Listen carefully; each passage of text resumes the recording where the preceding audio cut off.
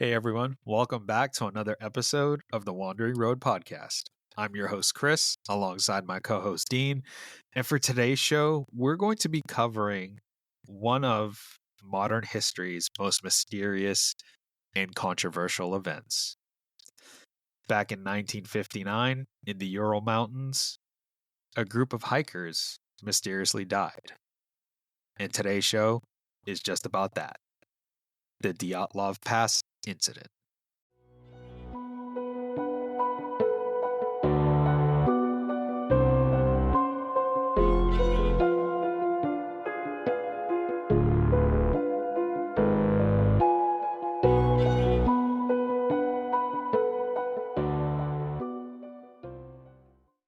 But before we get started with today's show, if you would like to be on the show, please reach us at our email address, twroadpodcast@gmail.com. We would love to hear from you. As of recently, I had someone reach out saying that they want to send us a voice message of their story. So sometime in the future, we'll have that listener episode ready for everyone. Like I said, if you want to reach us, feel free to reach out to us on our social media or just send us an email. We'd love to have you. And again, that email address is twroadpodcast@gmail.com. And with that, we'll start today's show. How you doing today, buddy? I'm good, man. I still think it's so strange that we have listeners.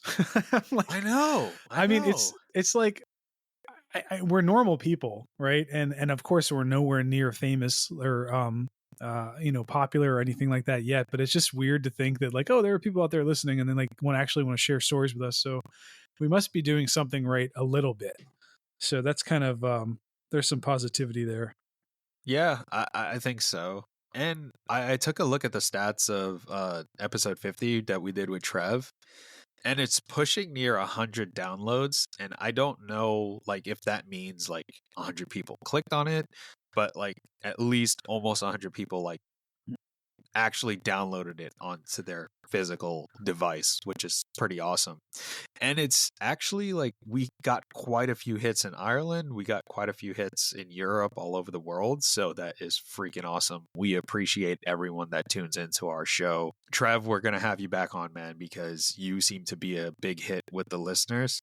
I've had other podcasters in our network that are our friends reach out to me saying like, "Hey, can we get a hold of Trev? We want to talk to Trev." So, no, dude, he's ours. He's ours. Yeah, I know. I said I'll ask him, but yeah, man, it's nice to see your work getting such a good reception like that, because we put a lot of time and effort into this, and it's just like you said, it's just fun and therapeutic to talk about all this stuff because our wives don't want to hear this shit. But the Dyatlov Pass incident, man, I don't think we had this on our topic list. You kind of just suggested it to me, or am I thinking of that incorrectly? There is some mystery there because it actually was in the list. So I don't know, maybe I unconsciously put on the list, or that'd be really weird because I never add stuff to the list, but it was on the list, and I was just looking through, scrolling and thinking like, oh, what should we cover? And my eyes just landed on it. And then I actually, what's funny is I brought that up to you and I wasn't even remembering clearly what the case was about. And then you're the one who reminded me like, oh no, I do know this case. It's been around for a long time. It's a very, very intriguing case. And it's like, oh, of course, like how can we not talk about this? This is just insane. So in a nutshell, the Dyatlov Pass occurred in the Ural Mountains, as you said, which is in Russia in the 1950s, late 1950s. And the crux of the story is that there were 9 young, experienced hikers who were trying to go out on this big hike, which, wasn't easy. But this big hike that they were going to go on in the wintertime in the Ural Mountains, which was, heavily inundated with snow and cold weather, basically they were going to get their next level of hiking. Or back then they had these certifications to where like you do like level 1, 2, and 3. So they were level 2, which is actually very experienced, like intermediate plus. And they were going to do this hike to get their level 3, which is like expert level. So 9 of them go out together to do this trek, which I think it seems like, based off our research, that it shouldn't have taken more than like 3 or 4 days. If I'm not sure if I'm correct on that, if you found any more information on that, but I don't think it was supposed to take that long. But essentially, they lost one man early on, one young man who had some health issues, who actually dropped out. And that's the first thing I wanted to talk about in this conversation. Is this is like a case where someone was so close to death, like so close to going through what all these other people went through, ending in their untimely demise. And just because he felt like he couldn't do it, he was going to slow them down and actually potentially hurt them, he backs out of the hike and he goes home and he waits for a telegram that never comes. And the missing telegram is actually what set off the search party for the rest of the 8 hikers. But it was 7 men remaining and 2 women who went on this hike. And I think they were all relatively young. I think most of them were in their 20s. I think a few of them were older, but generally experienced. They were all students at the Ural Polytechnic Institute in Sverdlovsk. I can't. I'm not gonna fucking try. And what, now you don't speak Russian? No, I don't. Now it's called Yekaterinburg. But yeah, I'm not gonna attempt that again. So eventually, the plan was, like you said, they started off and they boarded a train bound for Ivdel, a city in the northern Urals. And from there, they traveled by truck to Vizhai, the last inhabited settlements before they trekked into the wilderness. And that is in January 27th of 1959. So their plan was to reach Otorten, the mountain that was about 10 kilometers north of their eventual campsite. So you have this group of experienced hikers, and the leader of the group, the one that everyone relied heavily on, was Igor Dyatlov.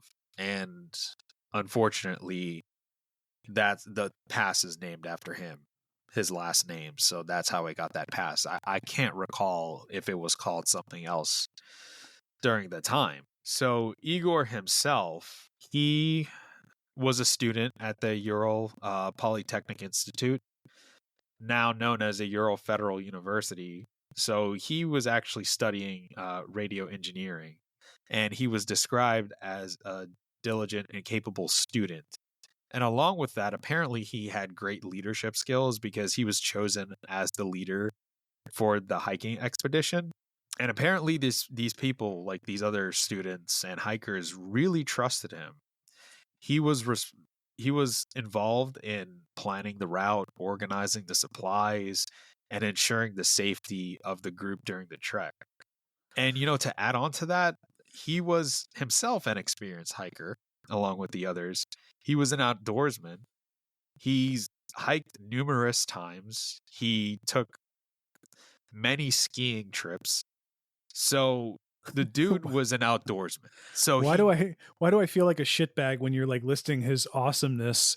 And I'm sitting here thinking like, dude, what we were doing in college? We were sitting on couches and playing video games and eating chips. Like, hey, do you want to go for a hike in the Ural Mountains? Dude, fuck you. Just eat your chips and drink your beer. Yeah. And then, can you imagine like trying to do something like that? And like, it sounds like we're not even talking grad school. We're talking undergrad here. So undergrad, to have that kind of get up and go, I mean, cheers to them, even though it didn't end up well for them. I mean, that's pretty impressive.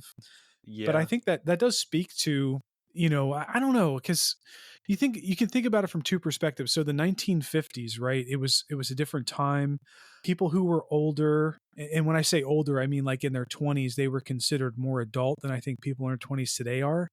So I think that the gravity of the severity is probably heavier back then for such a hike, because it was taken much more seriously. Nowadays, it's like, oh, we have all kinds of technology, and we can like go out and buy a $300 North Face jacket or whatever, and like a bunch of different camping equipment that'll keep us alive, and it's really not that big of a deal. But back then, they had like, you can go online and look up pictures, because they actually captured photos from this hike, and they still have them today, like available in open source. And you can basically just see what the people looked like and the equipment they were using. And it was very crude, it seems like. So to me, that's kind of like that increases the level of seriousness for this hike. Like, yeah, they actually might go through some really difficult situations and possibly die, which is, unfortunately how it turned out. But I think that's kind of different from how it is today, where it's like, oh, let's go for a hike for a couple days, even if it's like wintertime. Like, we have all this stuff that can help protect us. But they actually went out there with very crude equipment that probably didn't help them too much more in that cold environment than without it. And another thing that is an important point of the story is that they weren't really alone up there in the Ural Mountains. When I heard this story originally, I kind of had this vision in my head, before I did any kind of deep research. It's like, oh, they're just up there in the snowy mountains and there's nothing for miles and miles around. But apparently that's not true. There is wildlife, which we'll discuss at some point. Of course, I'm sure there are wolves and stuff. Actually, we should probably look into that at some point. I'm actually curious about that myself. But while I'm talking, maybe you can like peek into that and just see like what animals exist up in the Ural Mountains, because that's going to definitely factor into the story.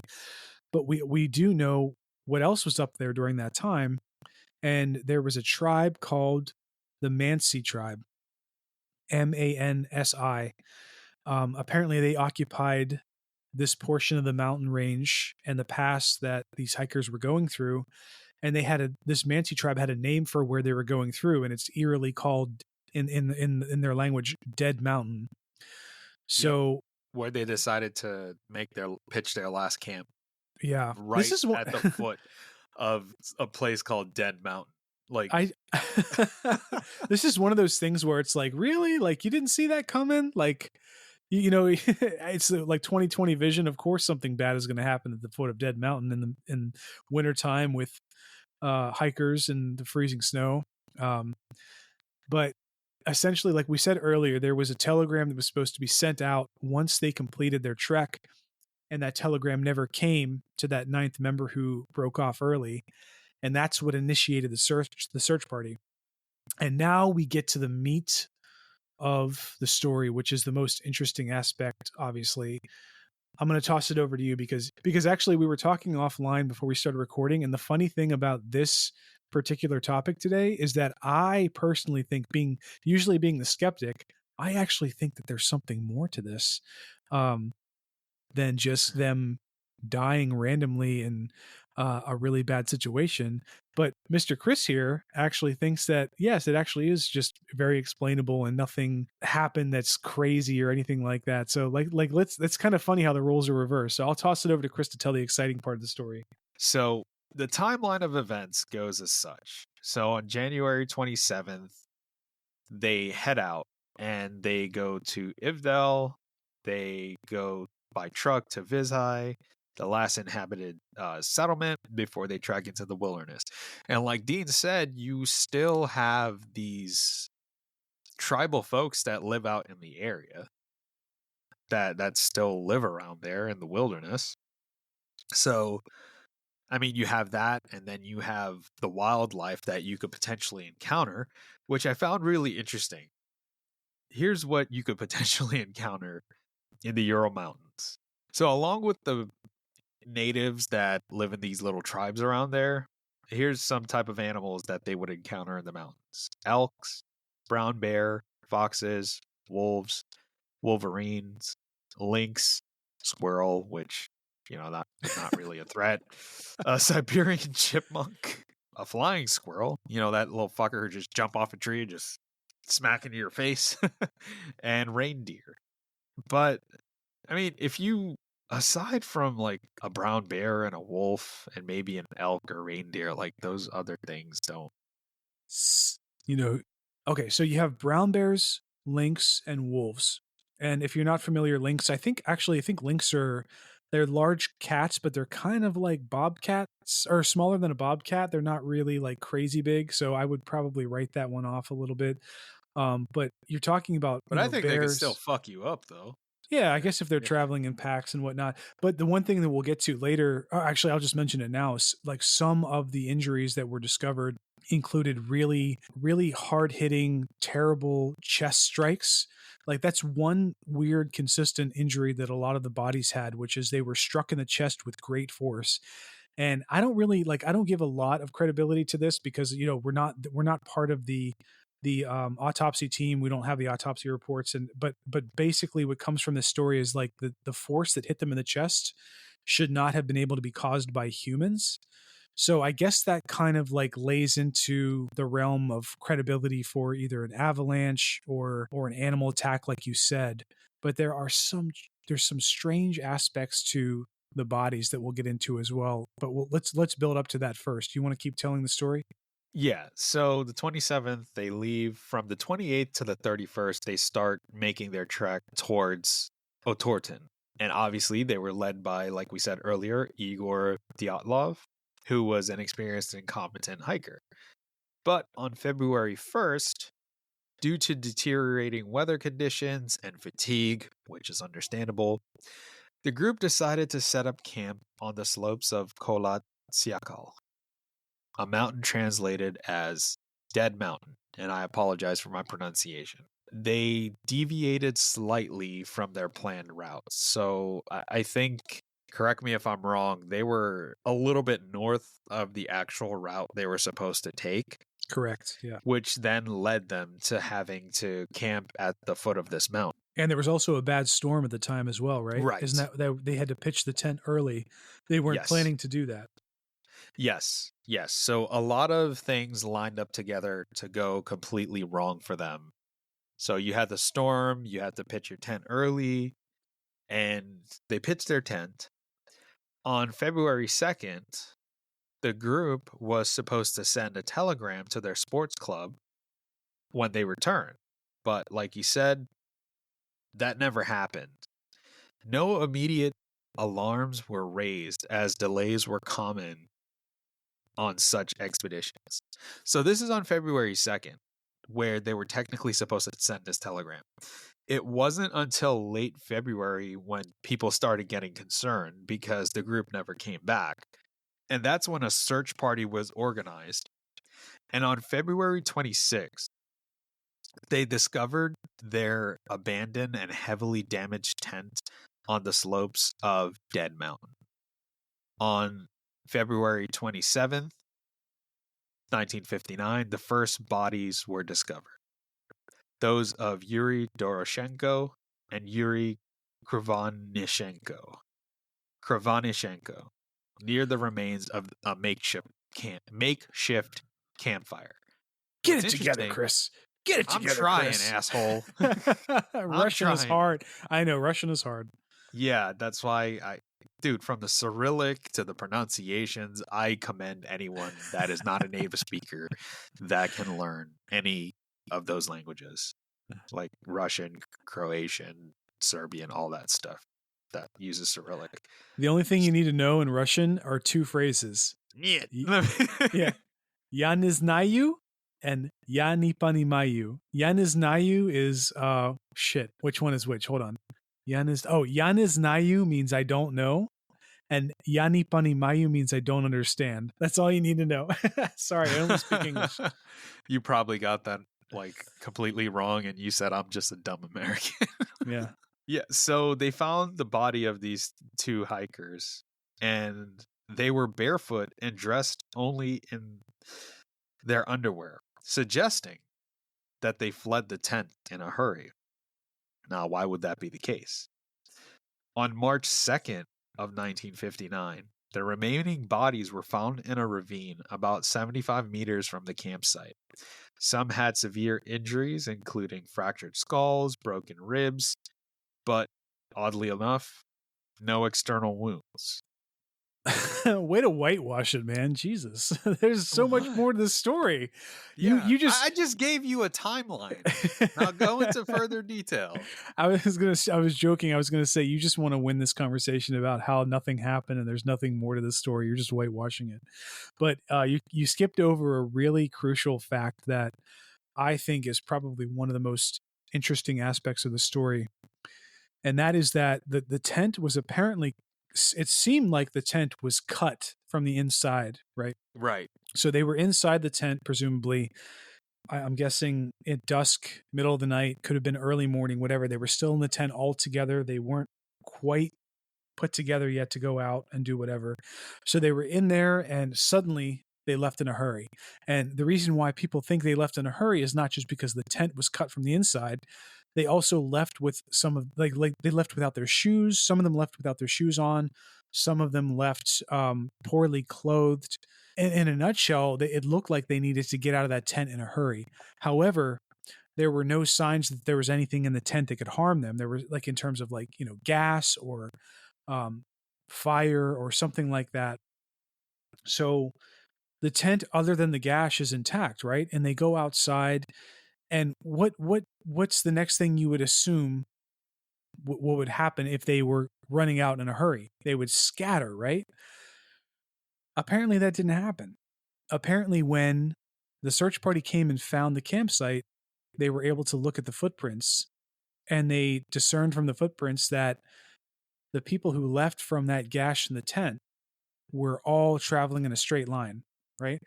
So I honestly don't give like too much credence to the idea that they would only scatter if they were really freaked out. I think it's still possible that they could have been very freaked out and trying to escape something, and they were just traveling, following somebody in a straight line. But a lot of people try to say that the fact that they were traveling in a straight line and that's what their footprints. I would be more interested to find out, which we couldn't find out because that information wasn't out there. I would be interested to find out, like, what was the spacing of the footprints? Did it look like they were running? Were they jogging? Were they just straight up walking in a line? And I think that is a crucial piece of information that's missing that would really help develop the story. But if you don't find that particularly interesting, the next part of the story should really catch your attention, and that's when the bodies started to be started to be discovered. One of the first bodies the first body to be discovered under a tree was Yuri Durashenko's body. And this body was particularly strange because it wasn't just bloodied. He didn't just have a severe chest injury. He also had gray fluid coming from his mouth. And what I found in my research is that is kind of indicative of somebody who had some blunt force trauma to their internal organs. So some people like to say, like, oh, maybe he tried to climb the tree and he fell out of the tree. But as we'll see later, more of the bodies actually ended up having this blunt force trauma to the chest that was in line or similar to like somebody being hit with a car. So something that couldn't be, caused from a human being. So like you were saying, Igor's body, his body was one of the first to be discovered, found lying on his back near a cedar tree, like you just said, about 300 meters from the campsite. And what's interesting is, like you pointed out, no external signs of trauma or anything. So with Igor's body, they presumed that his cause of death was just exposure, possibly hypothermia. With Doroshenko, did you mention that he was only in his underwear? No, I didn't mention that. That's crazy. Jesus. Yeah, so he was only in his underwear, indicating that he fled the tent in a state of undress. Doroshenko had sustained severe frostbite to his extremities, and his autopsy revealed internal injuries consistent with blunt force trauma. Some sources suggest that his injuries were particularly severe, with evidence of significant soft tissue damage. The other Yuri was discovered near Doroshenko, also only dressed in his underwear. He also had severe, extensive frostbite and exhibited signs of blunt force trauma, including a fractured skull. Yeah, one more crazy thing about his body, the other Yuri's body, which his last name was Krivonoshenko. Yep, that's who I'm talking about. Okay, Yuri Yeah. Krivonoshenko. He actually also, strangely enough, had a chunk of his own knuckle in his mouth. And if you make a fist, like if you're listening to this, make a fist, look at your knuckles. It's very pronounced. It's not just the fact that, I mean, that's cartilage, right? So like if you bit your own knuckle, the force that you would have to impart onto your own skin, it would just be so intense to snap off that cartilage. I cannot, because I think like a lot of us, like, we've had moments in our lives where like maybe we're frustrated, or like that old, comic chestnut about biting your lip or whatever, and you're upset. But like, that's one thing when you bite your hand, if you're upset, you're not breaking skin.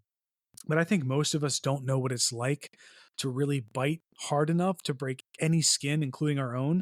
So for him to have that force of biting off his own knuckle, that's just damn. Like, he must have been under some serious distress that we really can't imagine. So I think that even if he did die from hypothermia, or maybe he was, one of the postulations, or the speculations of that is that he was under such pain that he was just trying to distract himself from the pain. But if you're in so much pain that you're biting off your own knuckle, I don't know. I can't imagine. I've been in like 10 out of 10 pain before, with like all kinds of issues over the years, like, at least a couple of times in my life. I never wanted to bite my own knuckle off. So I guess maybe he underwent some stress that was way greater than I can imagine, or there was something else going on, either duress, or for some reason he felt the need to bite himself like that. Yeah. Dude, and what's even crazier is that the autopsy revealed that his tongue was missing. But we could get into that later when we talk about our theories. The next body that was found was Lyudmila Dubanina's body. Her body was found farther from the campsite, buried under several feet of snow in a ravine. Ding, ding, ding. Several feet of snow. She was dressed in more clothing than some of the other victims, but still not adequately dressed for the extreme cold. Her injuries were among the most severe, with multiple fractures to her skull, ribs, pelvis. Her tongue was also missing, similar to Krivonashenko. And additionally, she had suffered extensive soft tissue damage to her face and her hands. Every time I hear this example about, how there's abrasions or injuries to the hands, the legs. I mean, some of these hikers, when they were found, they had their clothes torn. They had bruises that looked like they were indicative of a baton strike, or some kind of heavy stick strike. I mean, there was clearly some kind of scuffle going on, because even the guy who was leading the entire expedition, when he was found, that's Igor Dyatlov. Yeah, Igor Dyatlov.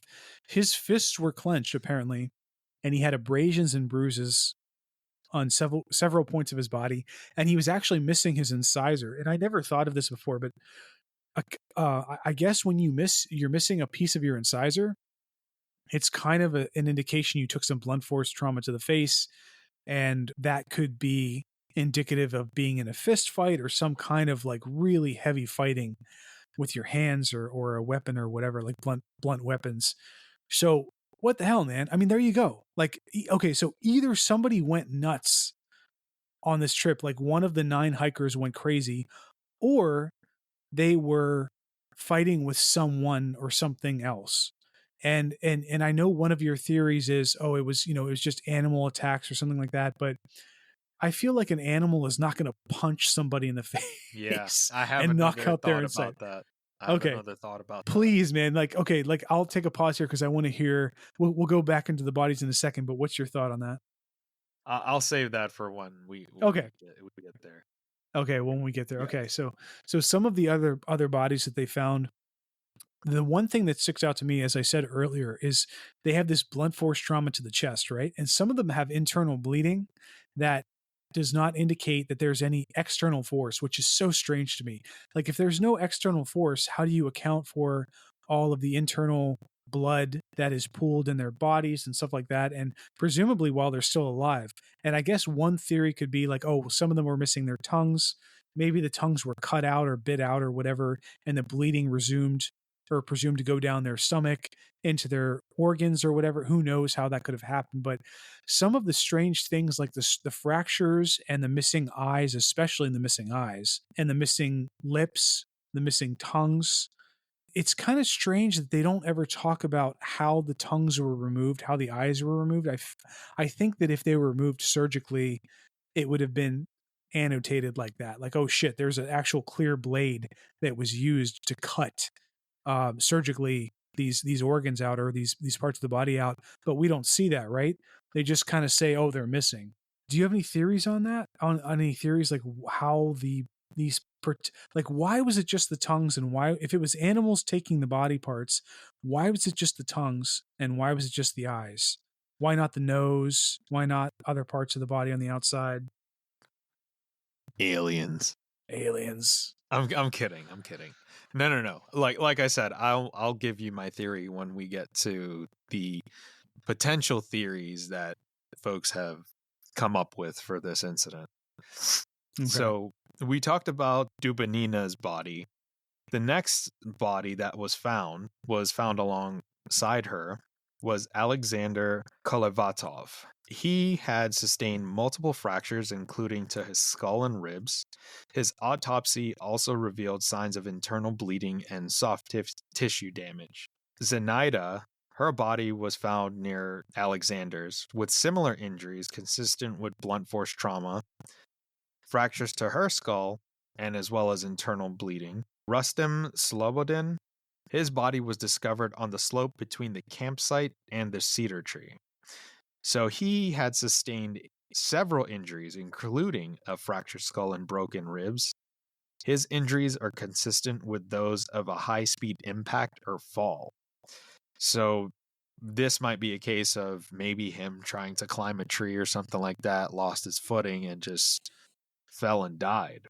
The next person was Georgy Krivonishenko, who was the brother of Yuri Krivonishenko, was found closer to their campsite, indicating that he may have attempted to return to the tent after fleeing. He also suffered injuries consisting with blunt force trauma, including a fractured skull and broken ribs. A lot of fucking fractured skulls, man. And the last person that they found was Nikolai Thibodeau Brignoli. His body was discovered alongside Georgie's with similar injuries. He had also sustained fractures to his skull and ribs, likely caused by a significant impact. So, do you have anything else to add to that, or do you want to segue to the theories of what potentially happened to these people?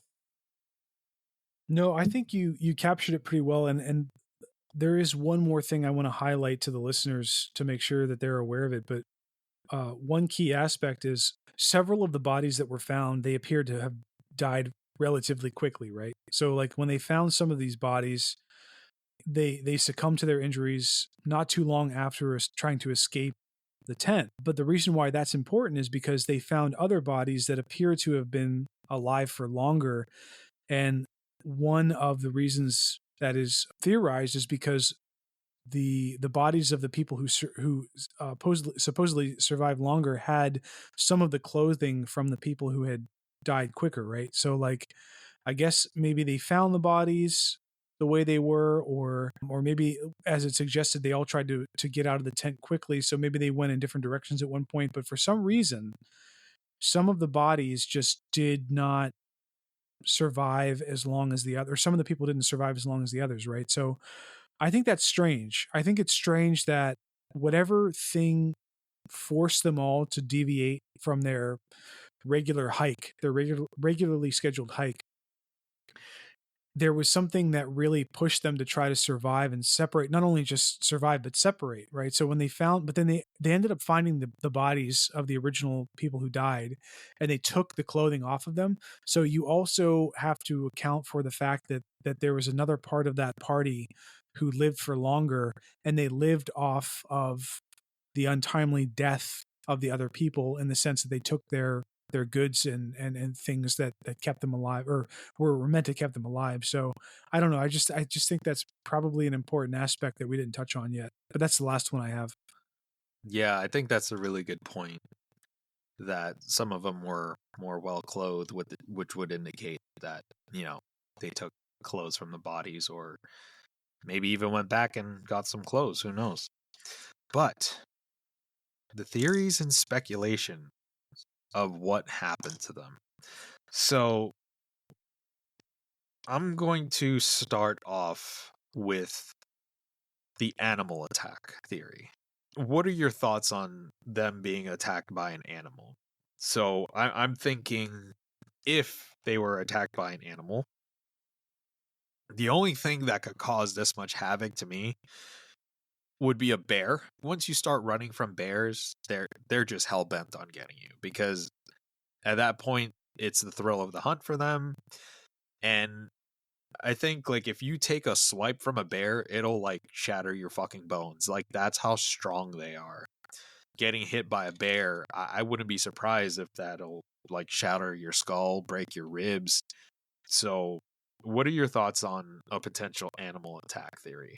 Here's the reason why I don't think it was a single or even a pack of animals, because you're still talking about a group of people who number close to 10, right? So you have like what was it, like eight people on a hike. They I think that any group of people that size, it seems unlikely that an animal would want to attack such a big group of individuals, right? So when you think about, like, you've seen videos, right? Like we've all seen videos where people are being attacked by bears and they throw up their hands and scream and shout and make all kinds of screeches and stuff. These are experienced hikers. They would know how to deal with a potential animal attack. And they would also know that the fact that they were in such a large group drastically increased the chances that they would be able to stave off such an attack. I guess unless maybe it was a pack of wolves, but I don't think a pack of wolves can punch them and all of them in the chest so hard that it looks like a car crash. So when it comes to the idea that it was a bear attack, I don't know. Like, think about the fact that even if you had a couple bears, which if my crude understanding of nature and stuff like that, I don't think bears really travel in packs. They travel individually, right? So you're talking about four, I think at least four, if not even five of the bodies had blunt force trauma to the chest. And by the way, a lot of them, if not all of them, didn't have any bruising on their chest, apparently, which indicates that the trauma had to have come from some other angle or even internally, which is very strange. So if you have a bear, even if the bear attacked one or two people, if they attacked one or two people and had the blunt force trauma in the chest, then maybe. But the fact that it was like a lot of them, to me, that's like, oh, the bear would have had to have systematically gone through and hunted down a lot of them individually. That doesn't sound very indicative of what a bear would normally do, especially a brown bear. Or it was a brown bear, right? Not a black bear. Brown bear. Okay. So brown bears, like, I think they're a little more aggressive than black bears. Like Kodiak bears, I think it's the same thing as a brown bear, but they're like very big, right? So like they're like, if they stand on their hind legs, they could be like 7+ feet tall. But even though they're extremely strong, I still don't think that they would systematically go through. And the last thing to consider with an animal attack is if it was a bear, they would presumably, and it was hunting them, right? It would presumably have consumed them more so than the bodies were found. So that's the next strongest thing. So think about, before I turn it back over to you, think about two things. The first thing is that if they were attacked by animals that of that size to create such blunt force trauma, then that animal should theoretically have consumed a lot of them, because or much of their bodies, because it would have been hunting them at that point, because animals don't go after retribution, they go after for food or to protect their area. But if they want to protect their area, why would they hunt them down so ferociously? Or So I don't know. maybe like you brought up a good point, especially with bears. Bears are very territorial. And God forbid you run into a mother bear that has cubs and you Sure. are in their territory, they will fuck you up. Yeah. So Regardless maybe, if they're hungry or not. yeah, it's more of like a protection type of thing. So I've heard of that, like where female bears that have young, they'll protect, bears in general will protect their territory. So if you're in their territory, they'll probably just still try to kill you because they deem you as a threat. So maybe they saw the bear, saw the campsite, heard the commotion, got curious. It's in their territory, and was sniffing around the tent, and everybody in the tent was like, fuck, we got to make a break for it. It can't follow all of us. So everybody scatters. And then, like you said, with the injuries of some of the people, like maybe they tried to fight it and got swiped and ended up hitting against something and cracking their skull, or got a broken ribs as a result of that. But I know what you're going to say. There's no bruises. There's no abrasions. There's nothing externally. Not just that, but one more thing that you forgot to mention, which is the tent was still Intact. largely right? intact, right? Except for the gash. So if it was a bear poking around, and especially if it was getting aggressive, like, okay, so if the bear was poking around the campsite, I really don't think that experienced hikers would be like, oh, we got to cut a hole in the other side of the tent and get out with our shoes off, as fast as possible. I think that if it were me, and I'm not experienced, if it were me and there was an animal that size sniffing around, I would not be ready to bolt for it yet. I would just be very quiet and I would stay in my tent. But there was no signs of a scuffle of such a large animal from outside of the tent, right? So that's the first thing. And then the second thing to consider is that even when they went back, or some of them tried to go back, or one of them apparently tried to go back to the tent, that is strange, right? Why would they not try to go back in a fashion sooner? Because it seems like they, at least the group that created their own makeshift shelter, the ones that survived for longer, it seems like they knew that they couldn't go back to that location. So something happened there that made them think that, oh, that's going to be targeted again. So when I hear that part of the story, if I weren't gonna, if I had to say, if someone said to me, like, you cannot subscribe to any crazy event that is supernatural or cryptid or whatever, then I would say it could have been the local tribe that was nearby. You stole my thunder. Okay, I That's stole what I your was going to thunder. get at. No, but Okay. go into it. Go into it. Yeah. Because Let's talk about it. I completely agree with you. Because as I'm sure you came across in your research.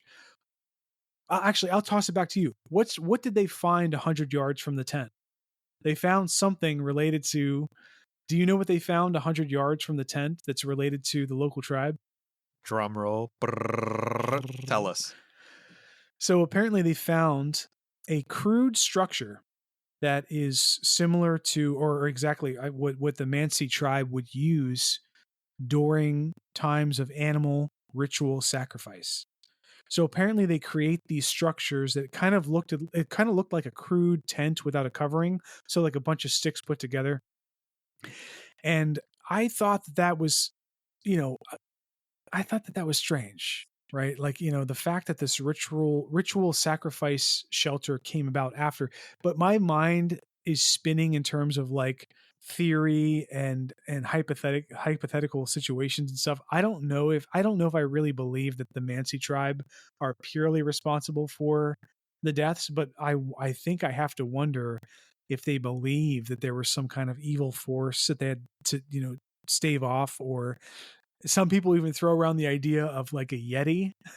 So imagine a situation where they had to appease the Yeti, right? And like maybe when they build that structure that brings the Yetis to, I don't know. I'm going off the rails right now because, it's exciting to talk about, but I want to ask your perspective first. What do you think happened in this situation? Let me go through some other potential theories that people have come up with.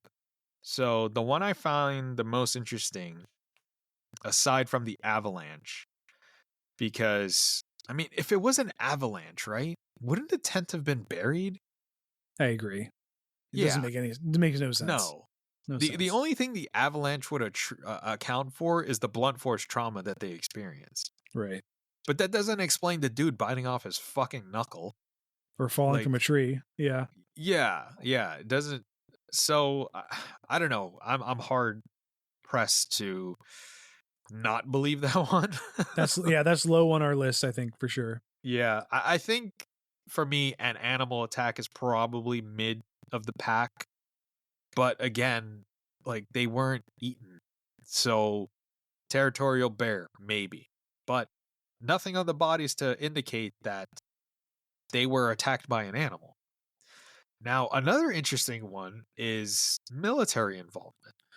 Yes. That they stumbled across a military site, a secret military site, that led to their deaths because there was presence of radiation on some of the clothing. Right. Now, how do we explain that? I think that I'm not ready to give up on the idea that it was some kind of A Yeti. no. It's always the Yeti. It was the Mothman. When that some random shit like that, of course that's how life works.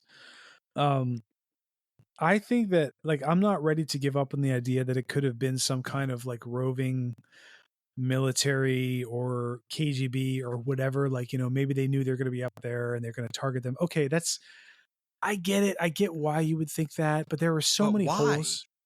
But not just that. But there are so many holes to that theory. One hole is that there weren't other footprints reported in the area. So presumably, if you had a large contingent who was big enough to do what they did or incite what these people went through, you would see all kinds of other instances of like large machinery, tracks, or other footprints or whatever. Now, I totally get it. Like, okay, so the KGB, like they could have covered it all up. They could have only released the information that is what we see today. But if that were true, then why would we ever see that there was even any radiation up there? They would have covered that up as well. Unless, of course, the KGB are really good at doing what they do and they slipped a little bit of doubt and information to kind of cover their, totally possible. But let's not go that deep. I think the idea that it was some kind of roving collective of military or KGB is low based off of all the reasons I listed. And for that reason, I also think it's less likely that it was the Mansi tribe doing it themselves for the same reason. Because one thing you said that really piqued my interest is like if they were up there and they came across some kind of military installation or some kind of secret, the Mansi tribe would have also come across that. And I also assume that this isn't the first time that people have gone through this pass. I mean, this seems like a rite of passage for taking the next step up in certification. Like we talked about earlier, like they were certification 2, they were trying to get to level 3 for their all-terrain like hiking certification in Russia or whatever. So I don't think this is anywhere near the first time that people have gone through this area. So that's very strange, right? Like you have a group of people who should have by all means passed through here without any issue whatsoever. And it'd be also interesting to find out how many people have followed the same route to get the same certification after that. Was the route just completely closed? Like if it was the KGB, they would have never let them up there in the first place. They would have cordoned off the area and all that shit. So that to me, that says that there was some kind of planning. As if it was collectively a human effort to do this to these people, then there was planning going on. There was some kind of secrecy going on.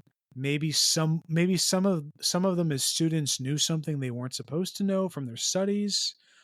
Maybe some of them were working on a secret project. But even if that were the case, why would they not just disappear everything and anything altogether? Why would the KGB not just take everything out of the equation? Why just cut tongues out? Why just cut eyes out? But I mean, the authorities, after the investigation, they did get rid of a lot of the evidence. Really? They just what evidence did they get rid of?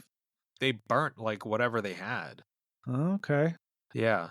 So anything substantial that would be helpful to us now with our modern technology to help figure out what the fuck happened, it's gone. And I think the most that we have are pictures. I don't think we even have like articles of their clothing or anything like that. See, that's interesting though too, that they had cameras at the campsite that they found and they decided to release the photos. Yep. They could have easily whoever was in control of this could have easily just said, oops, there's no camera. Oops, there's no photos. Why? I mean, that would be disingenuous because it's already known what they had. Like, they probably would have had a ledger. That's super interesting you bring that up because the way this is playing out in my mind, it does actually at this point in time, after saying that, seem like there's some fabrication or twisting of the facts going on, because you're talking about a situation where just enough information is being let out to the public, but a lot of it is being held back. So that is why I think that something, especially with the fact that there was radiation at the site detected, that's why I think there's more to this story than just a really unfortunate circumstance. But I also don't know why or how or whatever reason that this stuff would have been covered up, especially for so long. I mean, presumably it's 1959, like something would have come out between now and then. But I haven't come across anything that is just crazy, off the walls, indicative of something more than just a death of a bunch of hikers. See, now you had my mind running, and I personally thought it was probably like an avalanche or something like that. But now you got me thinking. I'm more on your side now that there was something a little more extra going on. Now, I want to know, like, you're genuine, because you've been alluding to what you think it is. Please share that with me, because I'm kind of curious of what you think happened to them. I'll give you two answers. The first answer is like so wild, it's like so movie-esque that it should never exist, and people are gonna think I'm insane for positing this idea. It's probably the real thing. Right? That's how life works, man. It just Yeah. gets you every single time, the last thing you expect. I think that in the wildest dream of the situation I'm thinking of, it's like think about this. The Manti tribe occupied that area for potentially hundreds, if not more, of years, like a long time. So they know the area. Yep. They know every inch of that area. They know the wildlife. They know what the wildlife's capable of, all that stuff. Yet they also apparently, I don't know if this is true or not, because this is just something I came across in terms of, tertiary information, but apparently they have ritualistic sacrifices, which it does not include humans, obviously. So I'm assuming that the sacrifice would be of animals, which, as we know, a lot of people in human history have done that.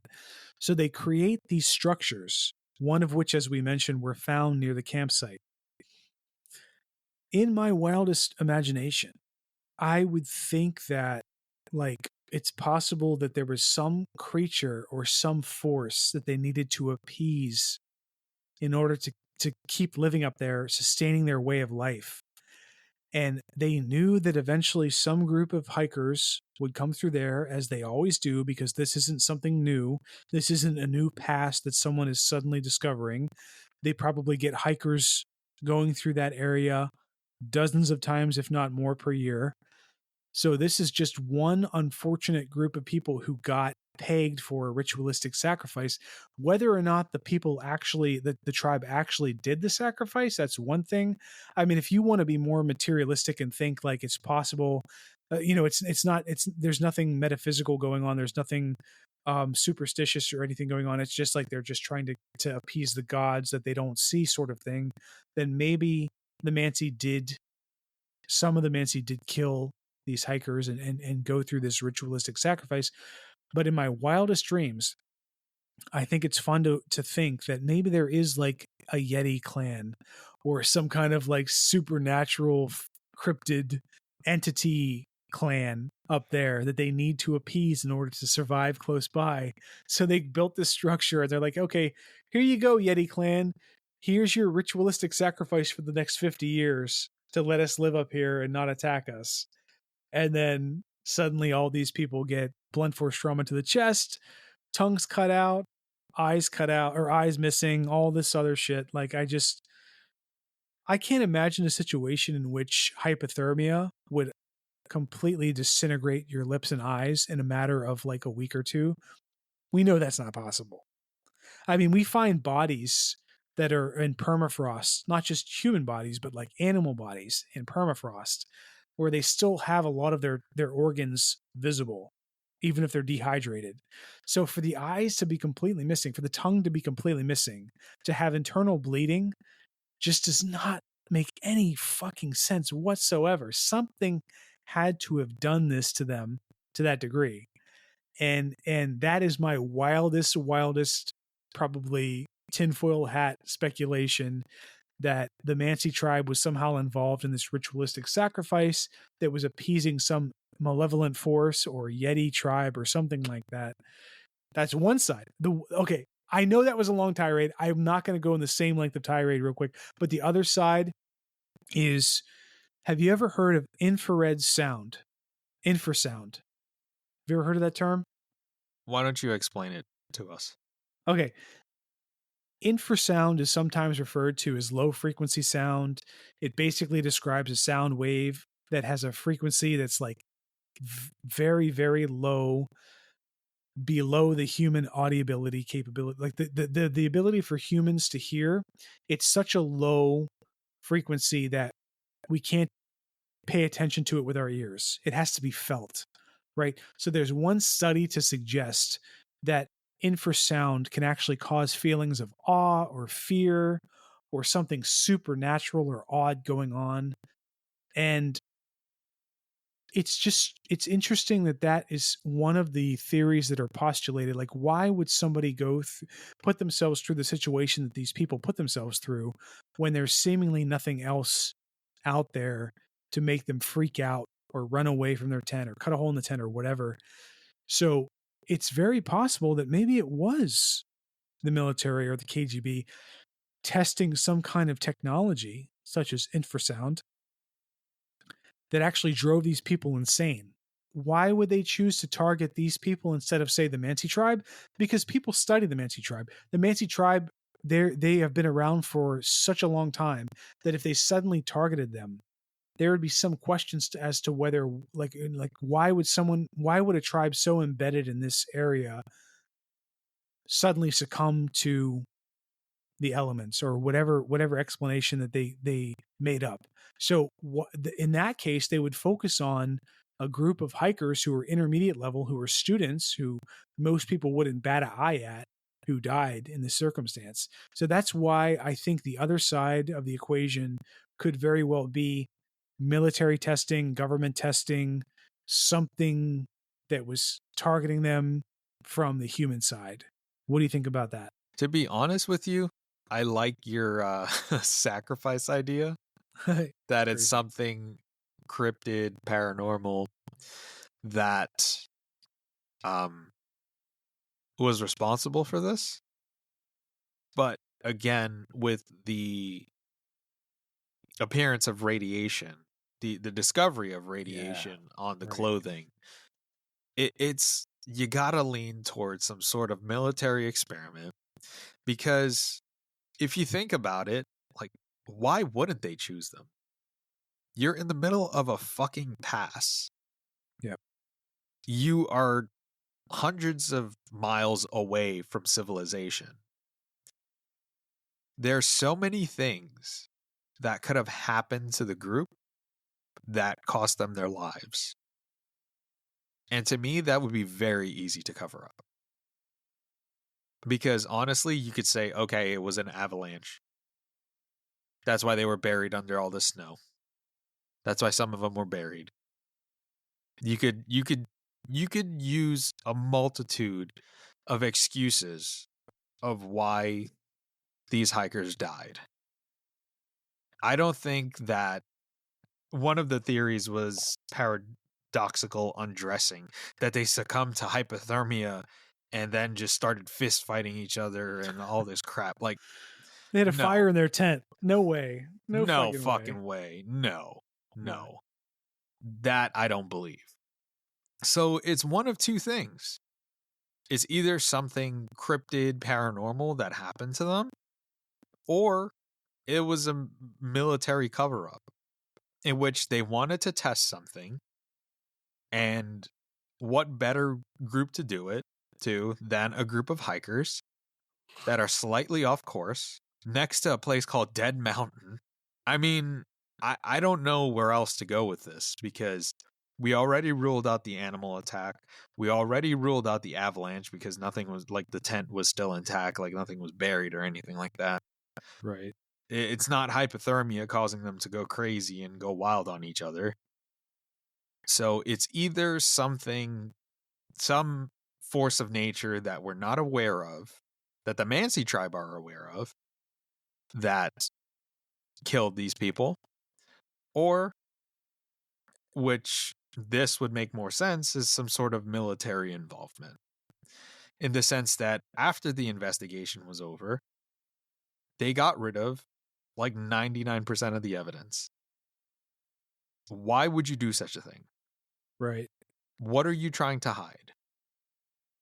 So to me, the logical route says there was some sort of secret military involvement, or Yetis whooped their asses and killed them, or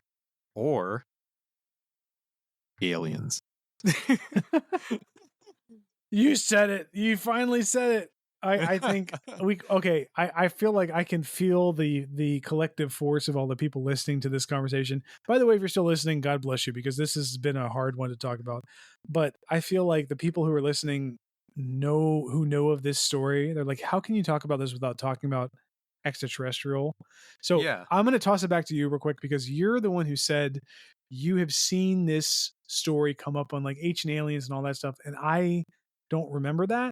So like, what are some of the theories about why it would have been alien? Like, it doesn't make sense. I think I would even rate alien involvement lower than like a bear attack, because Yeah. why would aliens, like, why wouldn't they just systematically take them all out at once or do whatever?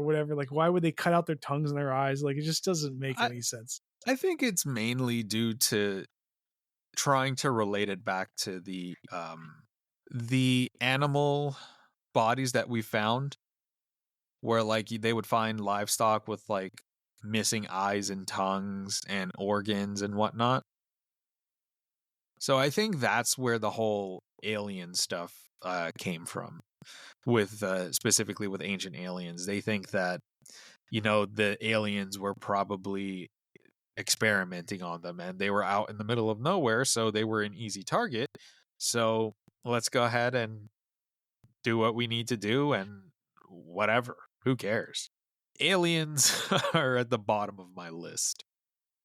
So it's either like the Yeti, or, which is more logical, because the authorities destroyed all of the evidence, probably some sort of military involvement, in which they were experimenting on some sort of weapon or something like that they didn't want the public to get wind of, or anyone to do any type of investigations or research on the evidence that they gathered. Completely agree. Yeah, because as we know, like the militaries in general have all of this like technology they're always testing.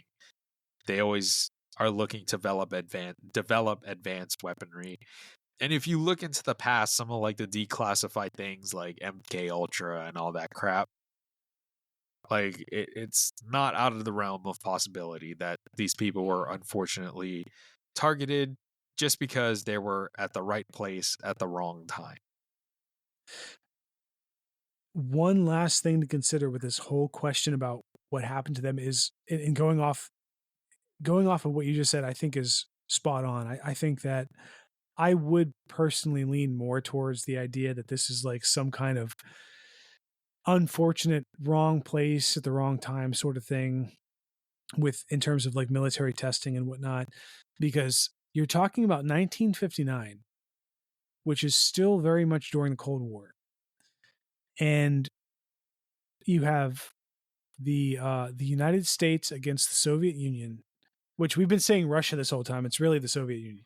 The Soviet Union was trying to create anything and everything they possibly could to counter the United States and the capabilities that the U.S. had in terms of nuclear arms reach and all that stuff. So you're talking about a time of like mutually assured destruction, where both sides were armed with nuclear weapons, but at the same time, they're always trying to get an edge off, getting an edge off of each other. So I do think that, but isn't that fascinating though? Like like you're talking about a situation that is historically relevant to a time in which we could have seen the destruction of all of humanity. And these people were either the brunt of some test, or they stumbled across something that they weren't supposed to. Or I even think it's possible that we're talking about students, right, from a good university. Maybe one of them were involved in some way, some sort of study, or maybe one of them made some kind of discovery. And the only way to eliminate that is to make it seem like this person perished in some kind of hiking accident. Because think about it, like if people found the bodies with like bullet holes in the back of their head, of I mean, course that's self-explanatory. it's gonna raise way more questions. So I don't know. I think there's some kind of experimentation thing angle going on, or some kind of cover up discovery thing going on, or some kind of testing. Um, I think that while I like the romantic idea that it could have been some Yeti clan being Right. appeased by the local Mansi tribe, I think it's probably the fucking KGB, which is always the KGB.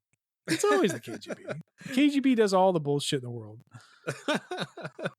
To go off of that, maybe these students plan to leave the Soviet Union. Where are the Ural Mountains exactly in terms of other countries around? Are there any countries nearby? I don't have the map pulled up right now. So, like, the closest country to the Ural Mountains would be Kazakhstan. Who wants to flee to Kazakhstan? Ugh. Just kidding. I love you, Kazakhstan. I love you, Kazakhstan. But if you think about it, like, I knew a professor that lived in the Eastern Bloc. And when him and his wife would try to, essentially, from what he told me, the way that people would get out is that they would go on a vacation to the beach in Croatia. And then from there, they'd like hop over to Italy and just get the hell away from Soviet sphere of influence. And when you would go, like, you would have to go to some government office and declare where you're going, yada, yada, yada. They would ask, why do you want to go to a Croatian beach when we have beaches here, like on the Black Sea and stuff like that? So I wouldn't be surprised, as them being academics at a polytechnical institute, they probably want to go somewhere where they would have more flexibility of what they studied without, a potential target on their back. And maybe they discovered something. Yeah, maybe they discovered something that was off within, who knows, the KGB or the government, or something that the government was doing incorrectly that they knew and could potentially be exposed. Like, who knows? It could be a whole plethora of things. And that's one reason why I think they would be targeted. I mean, students, intelligent students, polytechnical school, I mean, they're bright minds. And if they even thought of defecting to the West, like, why wouldn't you take them out? Like, why not? And one extra consideration for that is like, well, what we're not saying is that they were on this expedition to escape, right? Because they're in the middle of Russia on a hike. No. But what we're trying to say is, like, if you're trying to fabricate an escape from Soviet Russia, because you know some information and you're smart, you're gonna do it in a way that is surreptitious and quiet and drawn out. You're not going to suddenly just flee, right? So it's very possible that they. And when we say they, it doesn't have to be. Of course, it's almost certainly not every single student. It's maybe it could have like been just 2 you or 3. or yeah. Everybody else was just cut up in the crossfire. Now, if that were true, and I have to be perfectly honest with everybody, one of the things, and this is kind of terrible to say. I don't want to say that it's certain. I just want to put it out there as a possibility. But isn't it interesting that the one guy who suddenly got medical issues separated from the group, and he knew where they were going to be. He knew where they were going to be. He knew the location, all that stuff. and he had to confirm that they were actually going to be up there. Right. So I think if I were ever going to start an investigation, like a real, actual investigation into something like this, I would start with that guy, because that's like, he had the inside information. He's the one who survived. Maybe like are there any motives? Is there anything? Who knows? Maybe he was an ultra rich kid who was like, he completely was pissed off at like most of the people of that group. And he's like, you know what? I'm better than all these people. I'm just going to have them killed. I know that's terrible. This guy probably was not like that. Right. But just saying, like, you never know what the situation is, but you always got to look at all the angles, including the person who seemed to have survived unscathed. I would start there. Yeah. And why would he knowingly agree to go on this hiking trip when he has rheumatoid arthritis? Like, he knows he has all this plethora of health issues. Yeah. Why would you even entertain the possibility of going when you know you wouldn't be able to? So, right. Yeah, I think you bring up a good point. But final word on this, man. What do you think it was? I'm leaning more towards some sort of military involvement. Yeah, I think so as well, because the one thing that keeps coming back to my mind unintentionally, that it just keeps popping back in there, the fact that they cut their way out of the tent, but they walked in a straight line. They weren't running sporadically. They weren't trying to seemingly escape some wild animal or something. They seem to have been led in a certain direction. That's just, to me, honestly, man, like that, I'm so stuck on that. That's the strangest thing to me ever, that they would be in a straight line trying to get away from something in the tent so quickly, to the point where some of them are not wearing shoes and not adequately clothed. This is one of the greatest mysteries we've ever discussed, because you have an actual tangible event with documented evidence of what happened. But everything seems to have been playing out in such a way that just does not make sense, right? That is why I've just, in this last couple seconds, decided that I'm with you. I think it's like, almost certainly some kind of military related or organized, concentrated effort to either systematically kill or test or whatever, like, put upon these people, because there are so many questions and avenues that you can think of and postulate of what's actually happening. I think if you had really smart people, they would create a situation where you're not sure which direction the theory is going to go. You're literally muddying the water to what's possible. You have the Mansi tribe. You have the possibility of animal attack. You have the possibility of extraterrestrial attack. You have the possibility of, the actual, what we think happened, the KGB military attack. There's so many possibilities based off of what actually happened and the way things are laid out, that it almost seems too perfect. It's too perfectly muddied. And that's why I think that there's some kind of intelligent design behind what really happened. And I would not put it past the KGB of the 1959 era. Yeah, maybe they even did have someone on the inside of the group. Or not even the GRU. Let's throw some shade to the GRU, or not the KGB. Could also be the GRU. GRU is military intelligence. But yeah, I think we're in consensus that probably some sort of military involvement that led to their demise. But we'll never know. Until the KGB comes for us. You stumbled across our secret. Unless we get a chronovisor and can take a look. The Vatican and the Russians and the Soviets, it's all connected. It's like that meme with the guy with the board. He has like the thing in his hand and his hands are up in the air, like connecting all of these freaking dots. That's Pepe Sylvia. It's all about Pepe Sylvia. This is where we end up in a straitjacket, and we're like, it was the Russians and Pepe Sylvia and the Catholic Church. And we're going to cut ourselves off, folks. We hope you enjoyed this episode as much as we enjoyed talking about it. Thanks for putting up with their bullshit.